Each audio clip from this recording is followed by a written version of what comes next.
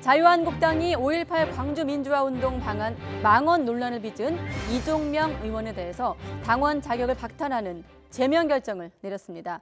하지만 김진태, 또 김술래 의원에 대해서는 전당대회 출마를 이유로 징계를 보류하면서 여지는 당분간 이어질 전망입니다. 먼저 우철희 기자입니다. 예정된 장소까지 급히 바꾸고 비밀리에 징계 여부를 논의했지만 결론을 내리지 못했던 자유한국당 윤리위원들이 이른 아침부터 다시 만났습니다.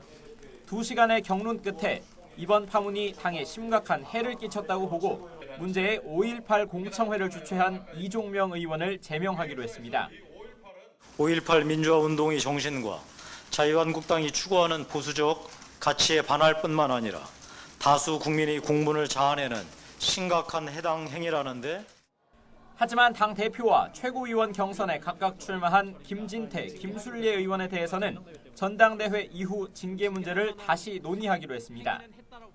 전당대회에 출마한 분들은 아예 징계 자체를 선거에 영향을 미칠 우려가 있어서 징계 자체를 할 수 없도록 되어 있습니다.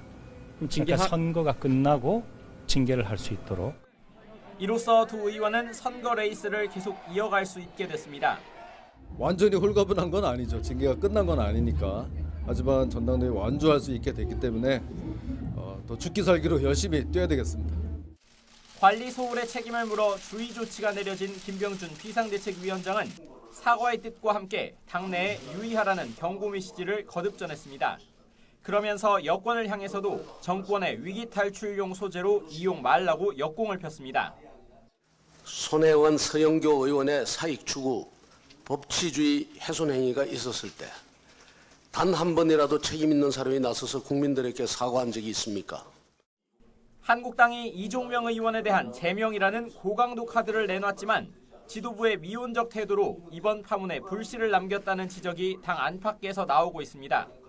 지도부가 문제의 공청회 이후 나흘이 지난 뒤에야 전당대회 후보 등록과 맞물려 윤리위를 소집하면서 다른 두 의원의 문제가 해결되지 않아 여당과 나머지 야당의 공세의 빌미를 남겨뒀기 때문입니다. 여기에 이종명 의원의 제명을 확정하려면 의원총회에서 재적의원 3분의 2 이상의 동의가 필요한데 제명은 지나치다는 동정론도 적지 않아 통과가 불투명하다는 전망도 나오고 있습니다. 한국당이 성난 민심과 정치권 안팎의 거센 비판 속에 나름의 수습책을 내놓긴 했지만 여지는 한동안 계속될 것으로 보입니다. YTN 우철입니다.